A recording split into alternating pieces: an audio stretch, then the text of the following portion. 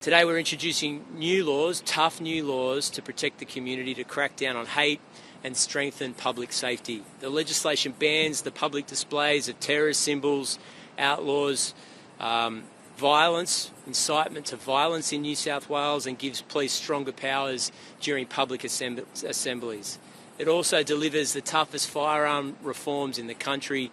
It does restrict access to high-risk weapons, strengthening licence, storage and oversight regimes in the state. I know that this legislative change will be met with opposition both on the floor of Parliament and in the community.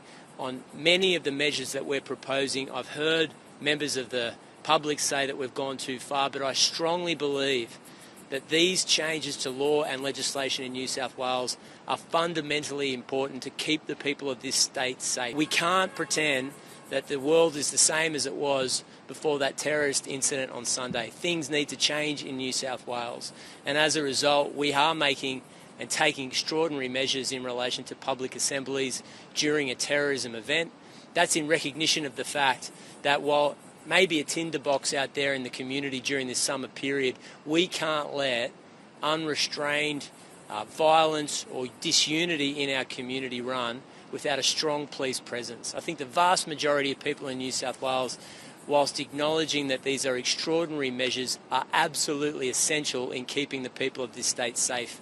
The state's number one priority, and my government's number one priority, is to keep the people of New South Wales safe, and that means making these changes. I also want to stress it's not the end of change and reform in New South Wales. This is a huge burden that we feel on our shoulders, and it will require legislative and further reforms early next year.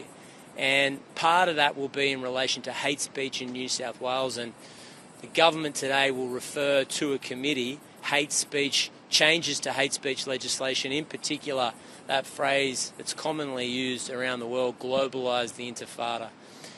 You've seen what the consequences of globalising the intifada are. It's the death of 15 innocent people on the beaches of Bondi Beach simply for practising their religion in a peaceful way. I acknowledge that we don't have the same free speech rules that they have in the United States, and I don't make any apologies for that. We have got a responsibility to knit together our community that comes from different races and religions and places from all over the world. But we can do it in a peaceful way because I'm convinced that most Australians want to live together in peace and harmony and have no interest in poking each other, either in malicious, violent ways or even in incitement to violence and hatred and racism in our community. That's why these changes are necessary, and I'm hoping they get bipartisan or multi-partisan support as they travel through the Parliament later today and into tomorrow. If you like this video, then like, share and subscribe to Mirror Now.